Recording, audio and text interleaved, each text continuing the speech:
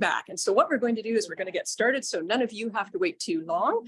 What I wanted to do today was I wanted to give you a little bit of an insight into behind the scenes. We have behind the scenes here behind us with our yarn racks.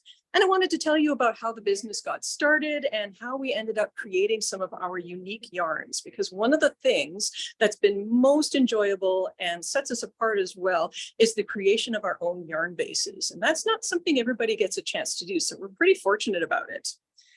This business began back when I was a hand spinner and I had a dream. I was an accountant at the time, and what I kept thinking to myself as I would go to work for 12 hours a day was, wouldn't it be fantastic to be able to do something creative? Something creative that would involve my hands and my beautiful knitting hobby and the spinning too. And I started teaching spinning and I started looking into what I could do that would mean that I could, have this outlet. Accounting can be glorious and exciting in its own self, in and of its own self, because I happen to like numbers, but it is not the be all and end all for everything that we do. So I started off with these spindles, and I was doing a lot of spinning teaching. And so this is actually one of the spindles from the start of my spindle spinning and selling. This was the start of the business in terms of actually selling things aside from my wonderful knowledge as an instructor. And this is a spindle that's made by Edward Tabachek, who unfortunately passed away a number of years ago. But Edward is the one who said to me, why aren't you selling these? Because I would teach all these spinning classes and then send all of these students over to him. So it began with a spindle. And this one was actually made specially for me by Edward because I absolutely adored the wood. And he kept going, I don't know what women have about this wood. Why do they love it so much? But then he surprised me one year and he showed up with a set of 3 in this beautiful golden wood. So I've been really fortunate to work with a number of people who make spindles. And I really enhanced my relationship with Edward Tabachek when we started with these, which are support spindles. So he started making these and I started playing with them and testing them because he'd heard about them. They're Orenburg lace spindles, and you really couldn't get any here in North America. So Edward started experimenting and I started testing the shapes for him. And thus was a great friendship born, as well as the selling of the drop spindles. So over the years, Edward and I sold a lot of these spindles, and I taught a lot of people how to spin. And it wasn't quite the business that I had wanted, but it was super rewarding because if there's anything I like, it's teaching and sharing my knowledge. And one of the fibers that I really like to spin is bison. So I like playing with all these exotic fibers, and I wish you guys could see and reach out how soft and fluffy this is, because this is pure bison down. And I did a lot of work with it. But bison down for a spinner is super hard to find, super hard. So it usually retails, if you can get it, for about $1 a gram, which is very expensive. And I was finding it was roughly about $1.50 a gram. That was challenging.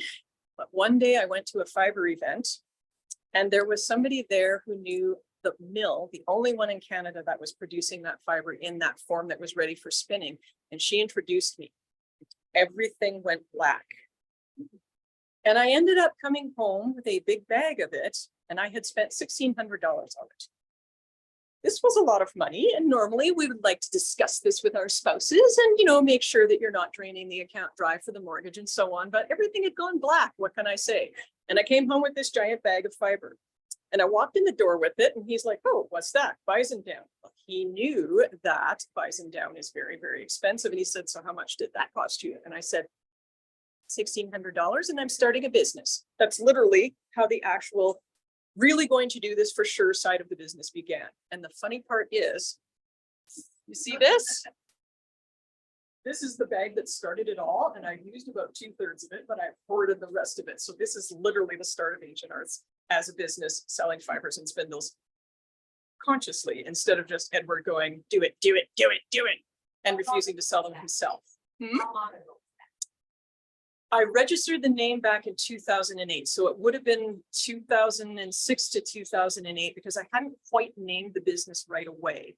So somewhere around 2008. One of the weird things about this business is I don't actually know exactly what our anniversary is. And so I've had people saying to me, well, why don't you do a 10th anniversary celebration?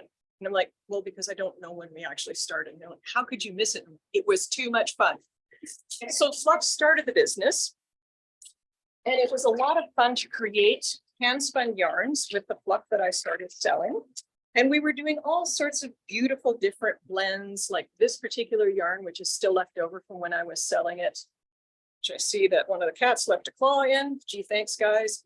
Anyway, this was a blend of merino and silk and bison down, and it's super scrumptiously yummy. And I spent years doing this sort of thing, years and years doing these blends and testing the amount of twist and playing with them. And I'm going to pass around some of these luscious skeins. This one here is Angora and merino. And I'm going to pass them around so the people here can fondle them, because boy, oh boy, are these ever luscious. And a lot of these yarns are not something that you can actually get spun by a machine. This particular one is an alpaca yarn, and it's done in a woolen style from a roving, and you cannot buy alpaca yarn like this. So only hand spinners have this advantage in terms of being able to spin from rovings, for example, with alpaca. Mills will do a worsted style of alpaca yarn, and the problem is that it can sag and stretch and droop. This one doesn't, because it is spun with the fibers in all different directions. Anyway, that taught me an awful lot about fibers and what one can do with them. One moment, and I'm going to pass this to people here.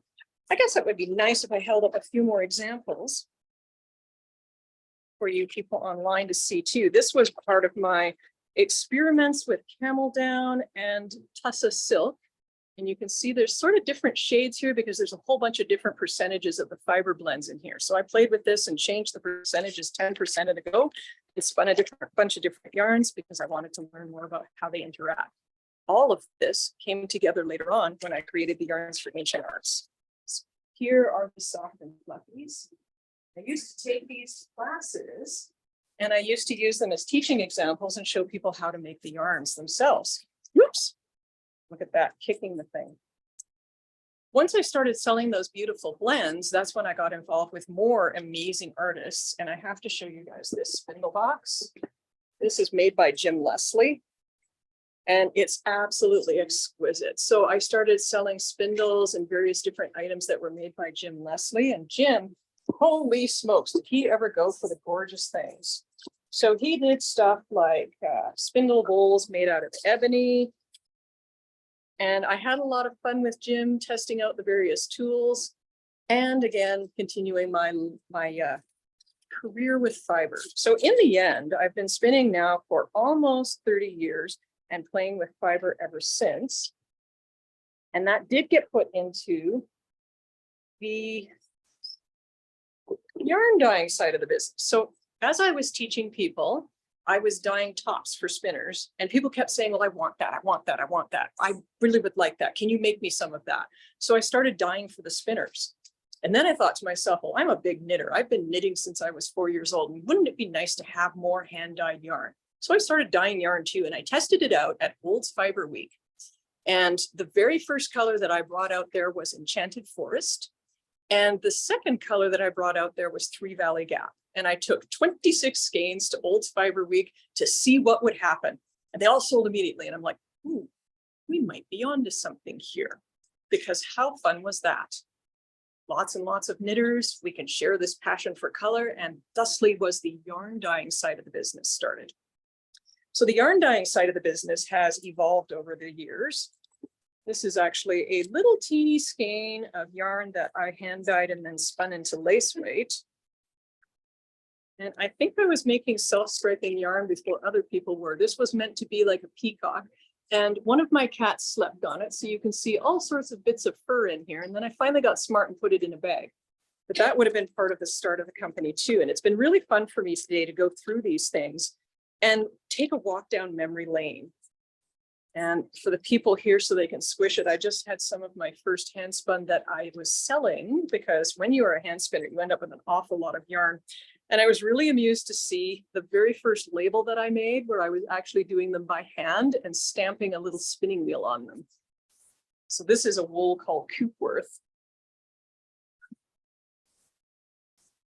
And even back then, one of my real goals was to try and suit the construction of the yarn to the type of fibers. So really fine things like merino and silk into this yarn, This is kind of terribly tangled. Somebody obviously with orange fur has stomped all over it and then slept on it. Anyway, so, you know, the coarser wools into big, bulky, softly spun yarns, because that's where they really shine, the finer wools into tighter yarns, et cetera, et cetera.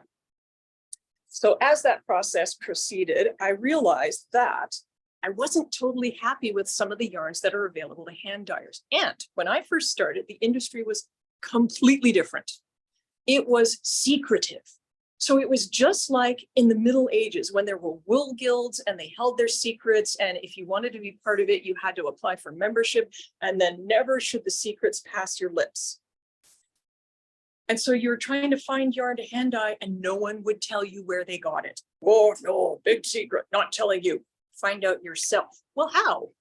15 years ago or 12 years ago, or whenever I was really looking for big sources for yarn, it was really tough to find. I finally found one though, and it was a distributor in BC. Tina was amazing. And she was bringing in yarn that was supplied by a company in the UK, and it was absolutely gorgeous. So I had a lot of fun dyeing that. It was a much better quality yarn than some of the ones that I'd seen, and you didn't end up with batches that would be defective or full of a lot of knots and so on. The problem was I wanted some yarn that was different. So I started asking if they could create a custom yarn. And at the time, nobody did that. You don't create custom yarns for hand dyers. What is that? Are you crazy? Was sort of the attitude. Not by Tina. Tina was amazing. But the guys behind Tina, the middlemen in between Tina and the mills, were like, that's insane. But I've pushed and I pushed and I finally got my very first custom yarn, which was a combination of merino and Tessa silk. And I chose that combination because the yarn would keep good tension. It would be easy to knit, but it would have that beautiful juiciness of the silk and it would have the softness of the merino. However, sad to say, they screwed it up. They used really coarse merino with really beautiful silk, so it was not a very soft yarn. I can show you guys a shawl that you can squish later on and you'll see what I mean. It's crisp. That shawl has worn like iron, but it was not the right blend. And as a hand spinner, I knew that they had chosen the wrong merino to put with it. And then there was a whole bunch of politics, and this is always something that happens in the wool trade behind the scenes, is politics. And the yarn wasn't quite what it once was. I was buying pretty much everything that they could send to Canada, and the distributor decided to stop distributing, and the whole thing changed. And that's because I found somebody who would make my custom yarns in the way that I wanted them. That was so exciting. So I literally met with some people from Italy, including one particular mill owner who is as insanely nerdy about fiber as I am. And so we started creating yarns, and I thought you'd be interested to know how this process works. So he and I get together and we nerd out periodically. We used to do this a lot at TNNA, which was the National Needle Arts Association in the US. They are no longer doing events, but they've been taken over now. There's another organization doing them, which is H&H, which is a really fun thing. And I have to get down there this year and check it out. Anyway, we would meet there and we would nerd out in a room, and finally his people would pry him away and my people would pry me away, but we would have come up with a concept and then we would start testing it. And I actually have here some of the concept skeins for some of the yarns that we've done, and then some of the concept skeins for yarns that we never went further with. So what happens is that he would go back to his mill and he would look into the fibers that he would have available. And then he would take a small machine and he would do a test batch of the yarn. His mill has been around. He's the third generation to be in charge of this mill. And all of the people who have worked there have been involved in it for their entire lives. And they have little machines and big machines. And the small machines that are old would test the yarn. This particular one, which won't look a lot of excitement to you guys, it's white and it is actually a blend of merino, cashmere, and silk. This one never actually came to market. We never went further with this one. One of the reasons was at the time that we were developing this yarn, the cost of silk went through the roof and he just couldn't get it at a price. He would not tell me how much it cost. So sad to say this one got parked. However, there is a yarn that is literally on a truck somewhere in Calgary that is this reconceived when silk was more affordable. I've created a lot of yarns over the years, and Ancient Arts is somewhat known for the fact that we have these custom yarns. So like I say, I thought it would be fun for you guys to see how Hairly got developed. Hairley is our latest custom yarn, and it is 50% Viking Norway wool and 50% merino. So in order to do this, what you have to decide on is what grade of merino. Where in the world do you want your merino from? I always want to make sure that it's cruelty-free, that there's no mulesing, that the sheep are well looked after, and that there's at least some accountability in terms of where it came from and how it was processed.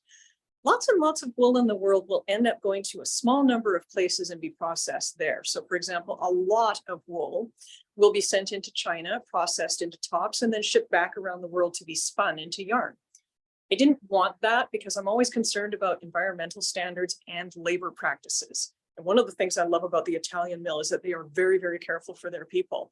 So they were one of the first places, for example, when the pandemic started, to move to a third of the regular number of staff. They kept on paying their people, but they really were into the social distancing before it even became a thing. So they would cycle through their staff and make sure that they kept them as healthy and safe as possible.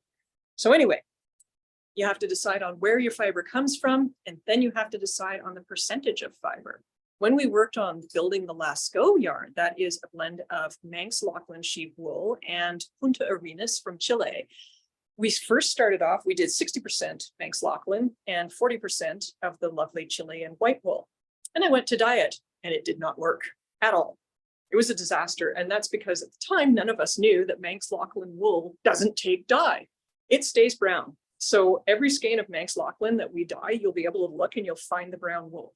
There's only one exception, and that's one very, very dark blue dye, and it will pick that up reluctantly.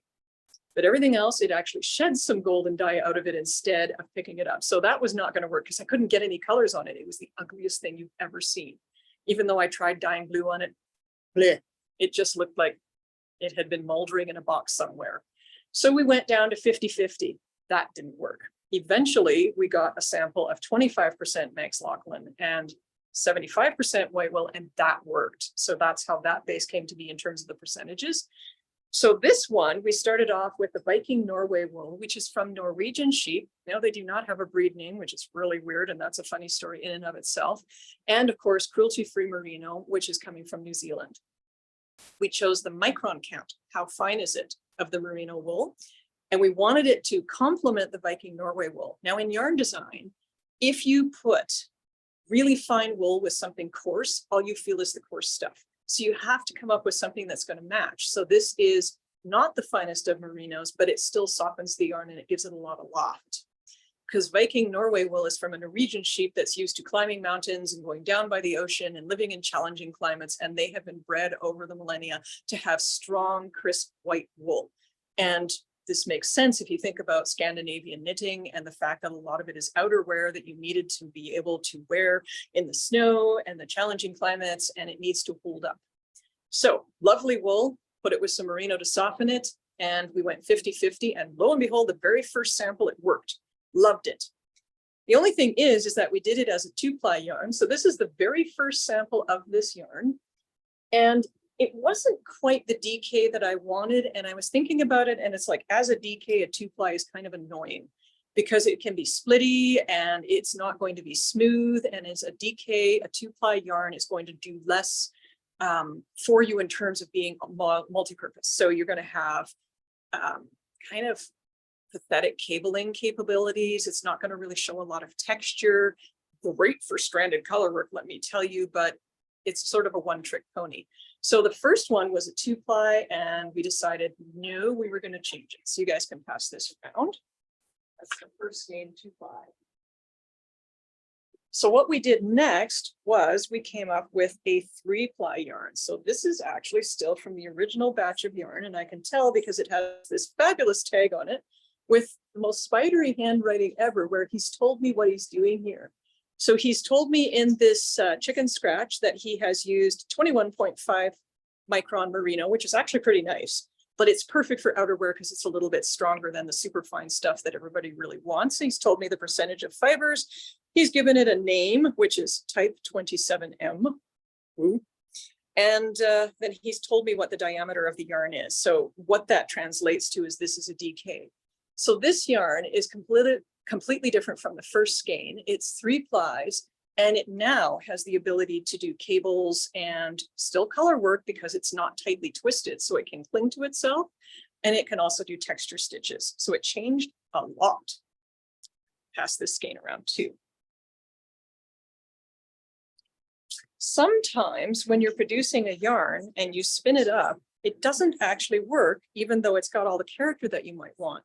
So we're still in the process of working on the fingering version of Hairly, and this is a skein of a test. And it looks really nice. Even on the camera, it looks fluffy and bouncy. And if you're familiar with our Lasco Fine, then you'll know that I like to do a lot of yarns that are suitable for all sorts of things, but lace and color work were one of my goals for some of our fingering weight yarn. So this one is really great, but it's really softly twisted. And what I found when I test knit it and then wore it was that it pilled and it got very, very fluffy. So the problem with this yarn is that it's not tightly twisted enough to hold the fibers properly. Sometimes that will go to market because the person developing the yarn might really want that softness and the floof in it, and they'll sacrifice some durability as a result. That's not what I wanted. One of the things about our Lasco Fine that I absolutely adore is the fact that it has enough twist in it that it doesn't do that. It doesn't pill right away, and it's still great for color work and for lace, but it's stronger and the garment will last for years. So I actually have a shawl I've been wearing for 4 years of it. You can't tell that I've worn it at all. And that means that between us, we got it exactly right. So this one, not only did it do some pilling, but there's a shawl of it in one of these bins. And it's really funny because the fringe on it has started to felt together just by wearing it. So this one, epic failure, even though it's nice. So we'll pass that one around.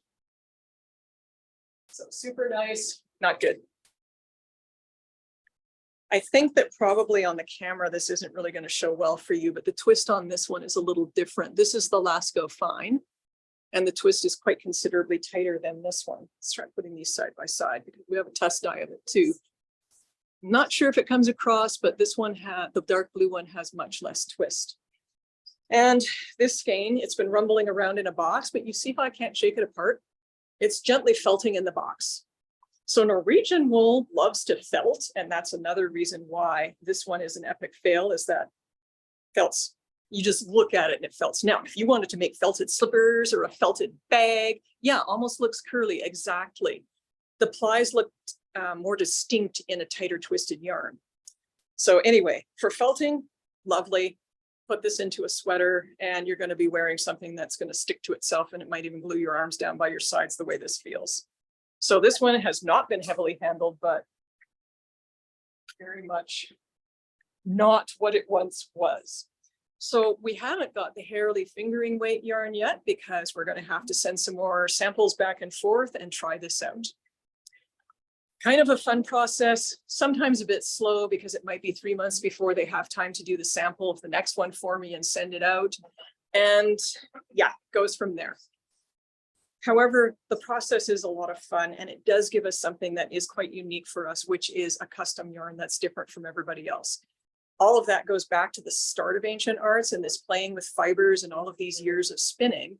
And in terms of the wool that we choose, I have been one of those nerds who said, I'm going to spin every breed of sheep there is and learn about it. Yeah, no one told me at the time there were between 1,100 to 1,200 breeds of sheep. Oops. And when I got started on that too, there was an internet, but it was nowhere near what it is now. So it was really hard to find this stuff. So it was like a treasure hunt. I found a Hebridean fleece. There's only 200 of these in the world. My God, yay. So I did try in the end, probably 175 different breeds. So I got maybe 10% of them. But like I say, it informs the yarns that we do today. Some of the yarns that we've done now, we're doing things that are moving us in a more ecologically sensitive and sustainable direction. We have yarns that still have superwash involved with them, but all of the ones in the last few years that we've done are not superwash because two things. One, we want to be environmental and sustainable, but the other thing is, when I started hand dyeing, it was this really interesting trend in the knitting world where everybody had discovered superwash, and they were like, the heavens have opened and the angels have sung. We can put this yarn into a washing machine. How cool is that? And the hand dyers were like, the heavens have opened and the angels have sung, because when you dye superwash, it dyes very vividly and very easily. because there's two ways that yarn is superwashed. One is that they'll use an acid and burn the little scales on the fibers off so that it slips around on itself. And the other way is that they will use various different types of coatings and they'll glue the scales down. So one way or the other, the yarn doesn't stick to itself, so it won't felt and it'll slide around. The downside to superwash yarn is, first of all, that there's this extra processing. So if you're getting yarn superwash, you have to be careful again about what mill is doing it. My superwash is done by that same Italian mill that I've told you guys about because it's a closed system. They don't release any chemicals or wastewater, and that's really important if you're using chemical systems. Oh, beautiful superwash. So here's a colorway called Syrah Dye on Superwash, and it's vivid and it's jewel toned and it's gorgeous. And most of the hand dyers out there are dyeing this stuff because it just makes you look like you're amazing, and rightfully so. And it's beautiful to knit with.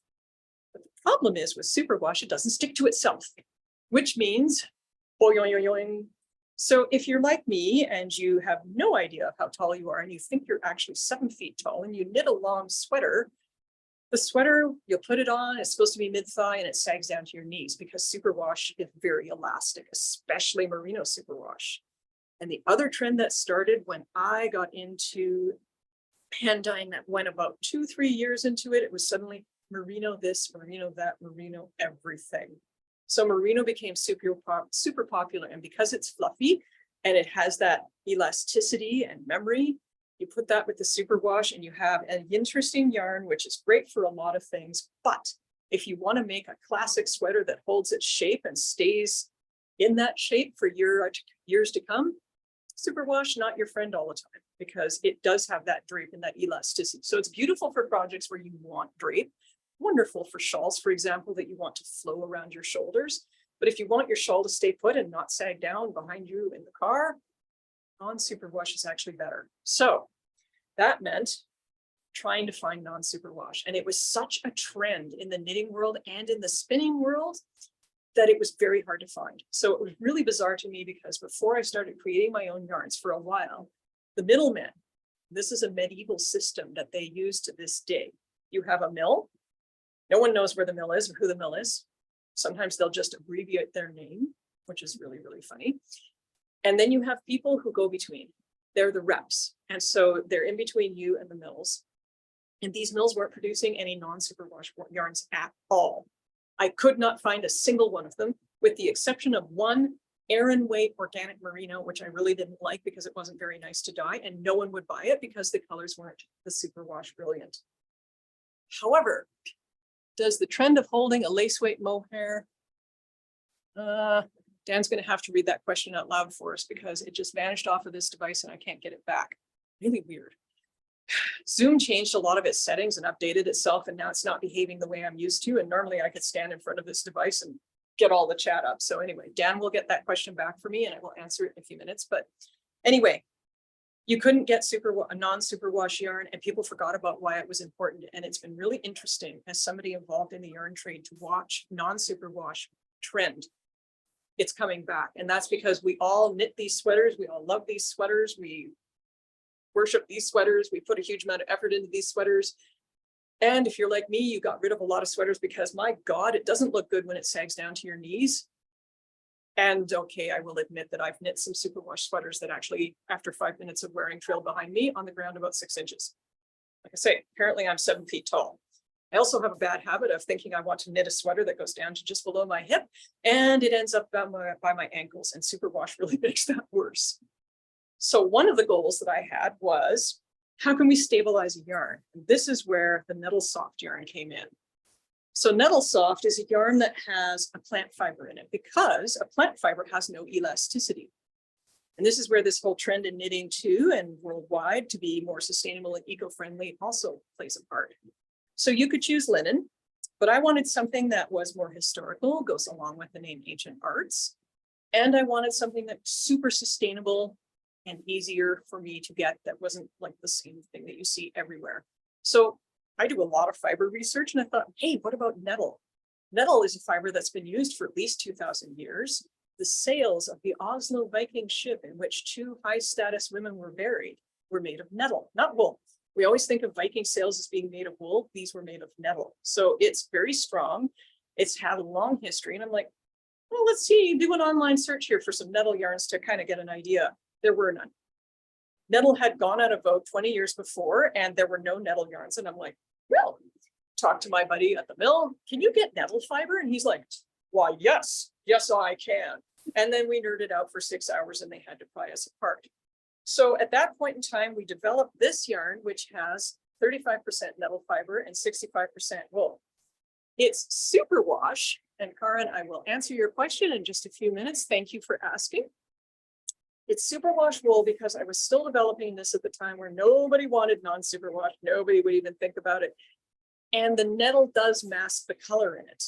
So if the superwash yarn takes color in bright gem-like tones, you can put it into this yarn and still have some good viability in terms of color. I use something that's called weak acid dyes and not fiber reactive. You need fiber reactive dyes to dye plant fibers and cellulose. The problem with fiber reactive dyes is they take a lot of rinsing and a lot of dye goes down the drain, and that kind of made me twitch. So Nettle Soft was a lovely, shall we call it, compromise. So nettle itself has amazing character. It is beautiful, it's shiny. They sometimes call it poor man's silk because it shines as well as silk, and it's pretty much as fine as silk. And it's strong. It's sustainable because the plants are perennials. They don't need water, they don't need pesticides, they don't need herbicides, and they actually are used, and a lot of them that are harvested for the fiber that's in this yarn are used for things like erosion control, slope stabilization, and so on. So it's a really great plant because it has an absolutely neutral and in fact negative carbon footprint, and it has a lot of benefits to the people who wear it too. So it's antibacterial, antifungal, and in the pandemic, yay, antiviral. It's used in all sorts of different industries now to replace things that are not biodegradable. So the one that I thought was the coolest is the fact that they're now using it for certain components in some cars because they can replace glass fibers with nettle. It does the same job, but glass fibers are not recyclable and they're super dangerous because they'll puncture skin and they'll work their way inside you. So you don't want that flying around. Nettle instead, and it's biodegradable, breaks down really nicely. So it's a really great yarn, but you will notice that it dyes differently. So we put that Socknado, which is our merino nylon superwash yarn, right beside it, and you see how a different yarn base has affected the color on those. So we talk about our non-superwash yarns, and these two are non-superwash dyed in the same colorway as these. And you'll notice a bit of a difference. Let me get them draped together. Actually, I can twist them. So you see how there's that lighter strand in there and then the darker ones. They don't look the same. This one is quite vivid. This one is much more muted. And this is because different wools will take dye differently. So this one is dyed on Lascaux, and it's got this lovely earthiness because it's got the naturally brown wool in there. But then the white Chilean wool has a lot of dye receptors and it dyes very vividly. So it's a beautiful jewel tone bright wool, even though it's not superwashed. So that was a great combination to make up for the absolutely non-shiny, dull, but very pretty brown wool that's in there. And you get a really good dark vivid color. The Norwegian wool is the one that's the dullest. Now, it can be dyed in a nice jewel tone, but with the exact same recipe as the other yarns, it's not as bright. And that's again because of the structure of the wool in there. The Norwegian sheep, the ones that they love to tell you, you ask them what the breed name is, and the breed name is, and they will reluctantly answer you and tell you it's white. They don't actually have a name for the Norwegian sheep breed. They just call them Norwegian sheep. And sometimes they're called old Norwegian sheep. Old, okay. And it's because the breed's been around since before the Viking era. And like I say, some of them will give you this really hairy eyeball thing where they look at you like you're ragingly stupid and they say they're white. So if you Google these sheep, that's what you'll find. Old Norwegian, white Norwegian, if they're given the name at all. The thing about these is that it wants to stay white. It doesn't have the same dye receptor sites as those other wools. So the Chilean wool is descended from a breed of sheep called a Corriedale, and they're a bright white that are quite shiny. So they take dye completely differently. They take it vividly. The Norwegian sheep, well, they're a really tough wool. They need to stand up to sweaters that'll last literally generations. And somehow in the breeding, they don't have as much of dye receptor sites. So this is one where you can get a good saturated color on it. So this beautiful teal is really, really deep, but the yarn itself doesn't shine as much as some of the others because of the nature of the Norwegian sheep wool. So it's an interesting thing in that when you're buying hand-dyed yarns, sometimes you won't get the same color, even though they're dyed on the same recipe.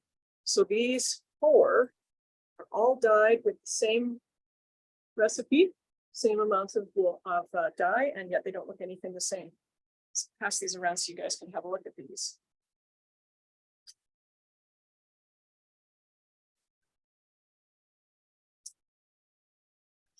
So that's been one of the things that's been the biggest bit of excitement for me. It's been the biggest thing that I've tried to do with the business, is to develop these unique yarns.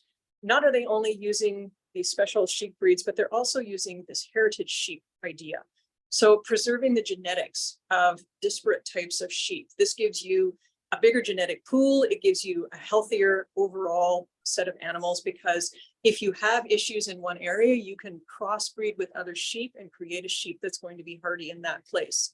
So it's a reservoir of all of this information and all of the genetics that we have bred into sheep over the last 8,000 years.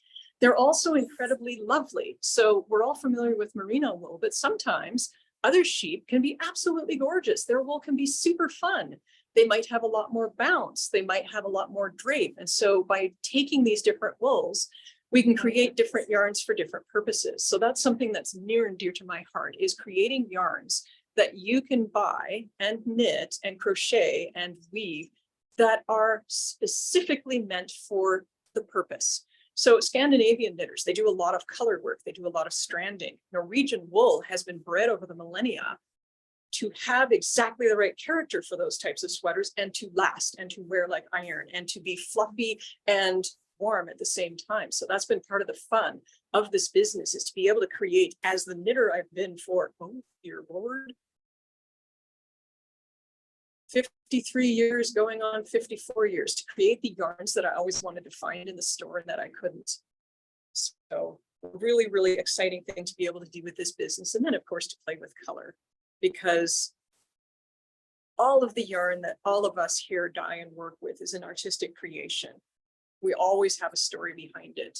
And the company itself started with a story, and that is, you know, the logo of the hand, that's taken from cave art. It goes back 40,000 years. They're now saying that Neanderthals were actually creating those handprints in caves as well as non-Neanderthals.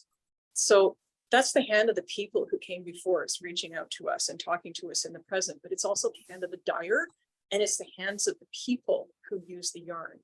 So that's been the journey that I've been on with Ancient Arts, and it's been so amazing. And the company name actually comes from that too. So the company name is all about the fact that we've been doing these textile things, whether it's knitting or weaving or spinning and all the other things, crochet and so on. We've been doing these for so long, and it's become part of us. And in fact, there are scientific studies that feel that it's actually part of what shapes our brains now. So you know how children will actually have retarded development in terms of their motor skills if they're not doing stuff like this.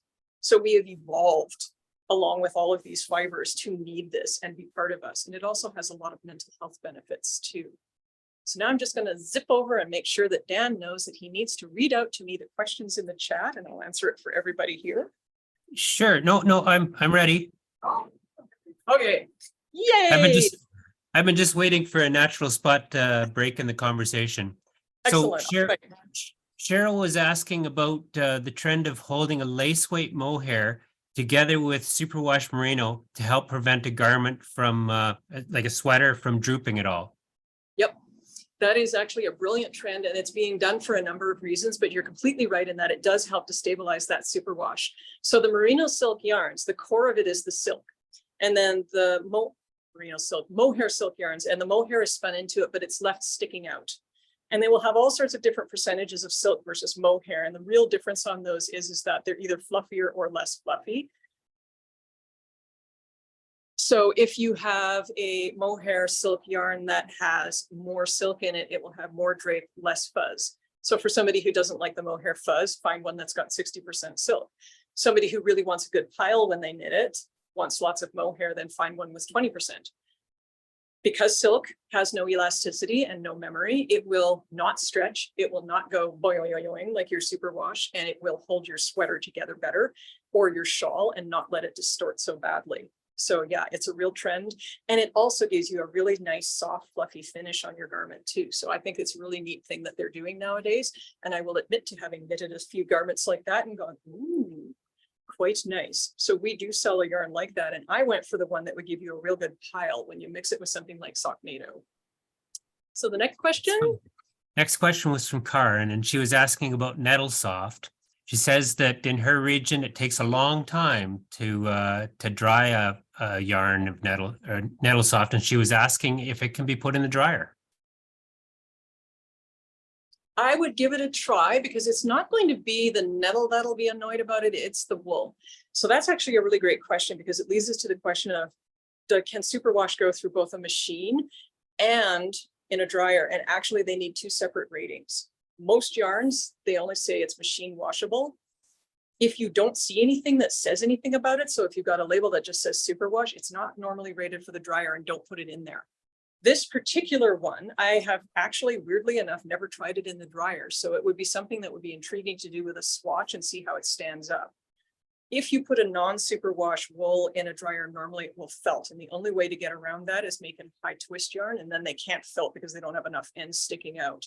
In this case, the merino would probably not felt too badly and the nettle wouldn't felt at all. So you could likely get away with it, but the one problem there too is the merino, which is quite a fine merino, and the finer the fiber, the more likely it is to be damaged. So this is why sometimes superwash doesn't want to go in the dryer either, is because it's not just the processing, it's the fineness of the fiber. So a yarn that says extra fine, for example, I wouldn't do it. I would hand wash it. I wouldn't even put it through the machine, because no matter whether it's rated for superwash or not, that doesn't mean that the fibers themselves are strong. And, you know, things with cashmere, they'll sometimes be superwashed, but cashmere fibers are really, really fine, and you will felt the living daylights out of them if you aren't careful. So that was a bit of a non-answer, but I hope I gave you some points to think about. And a swatch, I'd give it a try. I have put most of our yarns through the dryer, whether on purpose or inadvertently, but that I realize is the one I've missed. Excellent. That's all the questions we've got for now. Thanks. All righty. Well, do we have any questions from the audience here? Doesn't look like it. They're all knitting with great enthusiasm. I have a question, Caroline. Go for it. I'm Laura from Edmonton. I have watched the beautiful yarn you're making and your conscious decision to be environmentally friendly, and your relationship with this mill in Italy is fantastic, but it's on the other side of the world. How lucky have you been in trying to get a Canadian mill to do the incredible things that your vision has brought you? That is an excellent question. And, you know, it's one of those things where you think to yourself, okay, I'm trying to be eco-friendly and sustainable, and what I'm doing is using a footprint on the earth that's bigger than it would be if I went local. There's a couple of things about that. One of which is that Canada does have some mills. The mini mills sometimes will be backed up 3 years with orders. And so one of the problems I had in trying to find a local mill was that they didn't have the capacity and they had such a long queue. There's some mills out east, and actually one of our yarns is done out east in Quebec. The other mill doesn't do custom yarns, and I had been buying yarn from them at one point in time, but I kept getting defective yarn. So that was a problem. Getting enough yarn to sustain the business and not having defects in it was really important. So at the time when I started doing this, I really didn't have a lot of choice but to go outside of Canada. One of the things that I feel offsets some of this footprint of going to places like Italy is the fact that a lot of our wool is sourced from places like New Zealand, but also fibers are sourced from Italy and other European countries and processed in those countries. The sad statistic, though, is that 50% of the wool that's produced every year in Europe goes to waste. It's not used. It's not spun. Nothing happens with it. By making these yarns that use those fibers, what we can do is we can minimize what we're putting into landfills. So one of our yarns is made in South Africa, which again seems like an awfully long ways away. But that yarn is completely made of fiber that would go into the landfill if it wasn't spun into yarn. It's leftover fiber that was left on the machinery. They collect it together. That's actually this one here. So each batch of the yarn is different because it has different amounts of mohair and wool, all sorts of different breeds of sheep. There's a little bit of acrylic in this one. There's silk, there's nylon, and that reclaims those fibers that might otherwise have ended up in the landfill. And as an idea for you to get the kind of volume that gets thrown out. When we asked them to collect this for us and create a yarn, I thought, well, we'll get a few hundred skeins of yarn. The first time they collected it, they had 100,000 pounds of it in just a few months. That would have gone into their landfills. So this would have been fiber that was wasted. By putting it into a yarn, you reduce that waste. And in terms of the footprint about it having to travel the globe, it went by container ship, which is the least problematic in terms of like ozone and fuel and all the rest of it. So we do ship the yarn in ways that we try to reduce that footprint. So most of our yarn comes by ship because they can ship an awful lot of a whole bunch of things for less impact on the environment than a ton of airplane trips, for example. So that's one of the things that we've tried to do. The other thing that's got me super excited is that I have finally found an Alberta farmer with enough wool that we can make into yarns, and he's super excited to work with us, and it's going to be a beautiful partnership. And that is the fabulous Brinsellen farm that is going to be helping with Gotland Finn yarns. So we have this new one. It's a test of this black and just a little bit of white fin in there, and it's absolutely gorgeous. And it's milled here in Alberta. And that means we have this very small local footprint, and we're benefiting local businesses as well. So I can help with this business in terms of reducing waste in a couple of other areas in the world. And I can also do the local.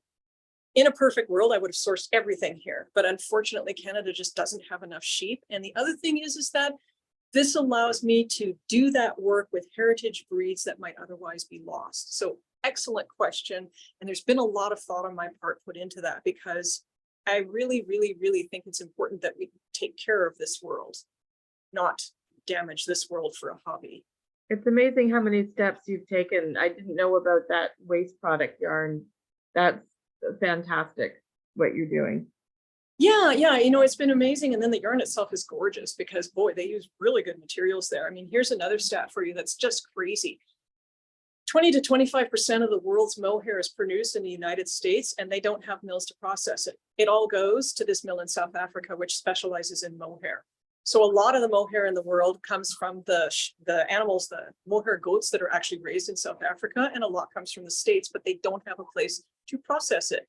And this is all of this whole global issue of outsourcing things to where it's the cheapest. And so the United States used to have so many woolen mills, and they lost most of them because of this outsourcing to China and other countries that could drop the labor costs. Now, the lovely thing about the United States and Canada is that we're starting to see more mills open back up. We're starting to see them produce yarns. It's just kind of hard sometimes to get yourself in that queue, which is why I'm so excited about the Brinsellen wool, because we got ourselves in the queue and it's local.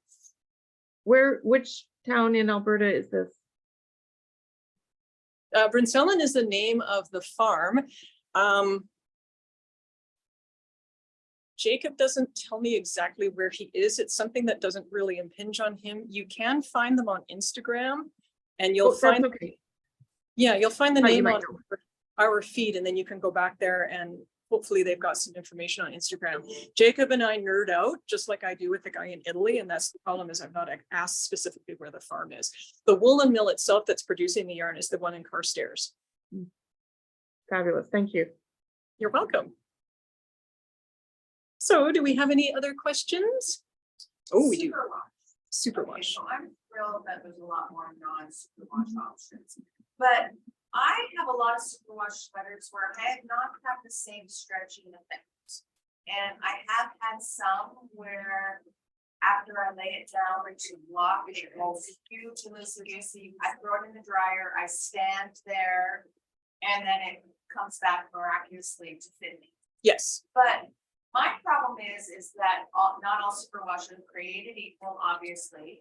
I gotta think that the one that burns the edge of the fiber is worse for the wool than the coating. That's part of my question. And I've also got to assume that there's different qualities of coating they put on. But nowhere on a ball band does it tell you that they burned the yarn or they coated the yarn. So is there a way to find out if you started to poke around on, say, that person's manufacturer's web page or? So the question is, just in case the camera phone or camera audio didn't pick it up, is that basically in a nutshell, not all superwash is created equal. Some doesn't sag. And how do you tell whether the wool has had the acid treatment versus the chemical gluing the scales down? Sometimes the companies will know about that and they'll be able to answer you. So in my case, I know that this is superwashed in Italy using the system that glues the scales down. I could get the information from them on the specific chemical treatment if I wanted to, and I used to have it, and then I accidentally threw the paper away, but I could ask them at any time. Other times, you know nothing. And so the problem for hand dyers is that there are these middlemen in between them and the mills, and the middlemen don't get into that because they don't get asked those questions often enough. I know that for me, when I was buying yarn through some of those sources, that our Blueface Leicester yarn was superwashed and it was the acid treatment. And one of the ways that I knew about that is because it wasn't white. It had a sort of light golden color. Sometimes that comes from the wool, but technically Blueface Leicester wool should be really, really white, and this wasn't. So this is when I asked them, why is this sort of yellowish? And it was because of this different superwash technique. So one of the things that can offset sagging superwash is the twist. So if you twist a yarn tighter, it cannot sag as much, it cannot droop, it loses its elasticity, it wears more strongly as well. And so our Revival fingering yarn, which is that reclaimed fibers, it's not superwash, it's twisted really tightly. It's called a high twist yarn, and it's meant for things like socks and shawls that you want to wear forever. You can throw that in the washing machine and the dryer. I found that out the hard way. And the reason why it survives is because it's so tightly twisted. And then we had somebody here on the online say, is it because of knitting tightly too? And yes, if you knit with a tighter gauge with a smaller needle, then you will end up helping to deal with that elasticity because the stitches are smaller, so they can't stretch as far. So that is one way to solve it. So the sweater that I told you about that was superwash that ended up trailing behind me beautifully like a royal robe, soft spun, and it was knit on too big a needle because somebody might have swatched and she had a glass of wine that night. Somebody messed it up badly because of the glass of wine, and it was a mere glass of wine, but I have learned never swatch after wine because you will mess up the sweater. So if I had knit that sweater with a significantly smaller needle, it would have been less prone to stretching. So that is a really great question because that is one way to compensate for the stretch in the yarn. A really great example is if you knit a sock in Socknado, which is a superwash nylon. And if you knit it with a 2.75 millimeter needle, the sock will stretch all over on my foot. If I knit it on a 2.25 millimeter needle, which makes the stitches smaller and tighter, no slipping around, no stretching, no going out of shape, much more comfortable for me. So that was an excellent question. And you had the solution right in there. In terms of finding out about yarn, I really do encourage people, if they have questions, to ask the dyers or the yarn companies, because it's something that they need to think about and they should know this information. All right, I got all excited there, didn't I? Yeah, I mean, you know, if you get me in a corner, I will talk your ear off and you'll want to run away and escape because this is just so fascinating to me. And I also am fascinated by sort of the sociological movements of the trends over the years. I mean, trends come and go too, you know, in terms of the type of yarn, in terms of the twist of the yarn, and colors all over the place. So one of the things that I have to do is I have to follow the Pantone color forecasts, because the magenta that we see for the color of the year for 2023, 2 years from now, it's going to be on everybody. It's starting to show up. It'll show up first in your regular sewn garments, and then it makes its way into the knitting world. So I'm seeing a lot right now of the color that was actually there a couple of years ago, because these trends move through. And so you'll have color trends and then you have dye style trends too, which is really fun. It's actually kept this job as exciting for me now as it was 12 years ago, because with the changes in what people like, it means that it never gets boring. You're never dyeing the same thing over and over and over. Although I will admit that that's a colorway I came up with the first year I was dyeing, and it never gets boring, but that's because each batch does its own thing. And I think that's really fun. All right, do we have any other questions? Do we have any other online questions?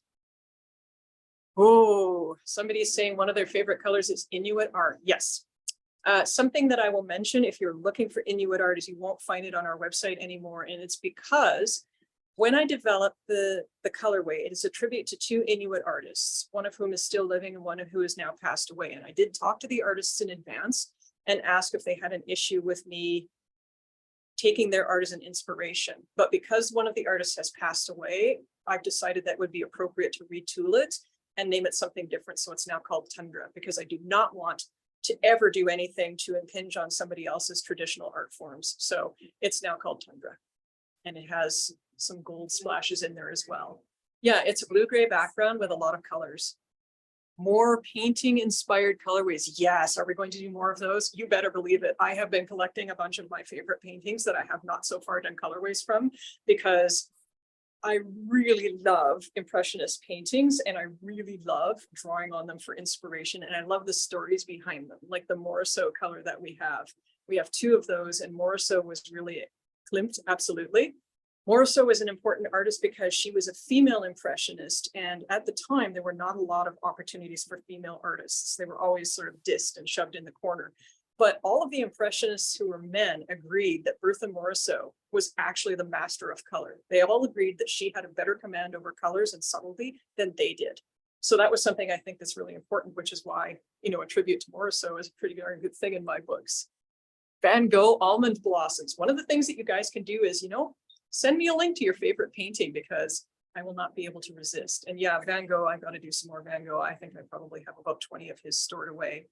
And I will say I had a lot of fun doing green wheat fields. And I don't know if you guys have seen the light show or heard about it. So there's this whole light show with Van Gogh's paintings.